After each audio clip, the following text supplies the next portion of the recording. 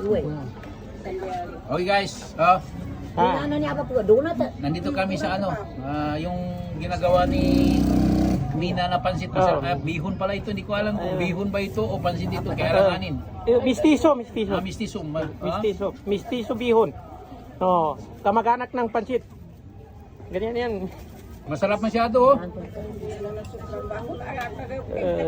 Sobrang sarap ito oh. Nandito si Babo.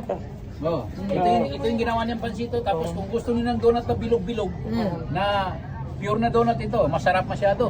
Hindi mo nahanapin yung Jeko at saka itong crispy donut. Ito na. Itong gulibid, bawal pa ito kainin kasi hindi pa nalagyan ng asukal. Oh, pero pansit muna tayo guys. Oh, ito. Maraming salamat sa pansit, Mina. Oh. Hindi man yan pansit kay bihon. Bihon. Bihon yan. pala ito? Pero mistiso. Mistiso pansit. Masarap masyado. Ang sarap man yan. Hindi pa yan sulit kaya wala man yan masyadong panino. Thank you yan. Oh, sige. Dito lang tayo sa tabi-tabi. Mas masarap pa kaysa diyan sa mga restaurant diyan. Yan naman ang kuwan yan. Kay advertiser yan. Kasi nakakuan yan. Pamilya Valderrama. Dito na kayo. Oh. Bihon pansit masarap. Okay. Thank you dyan. Okay, Kwes. Sobrang sarap. Ayun dyan oh.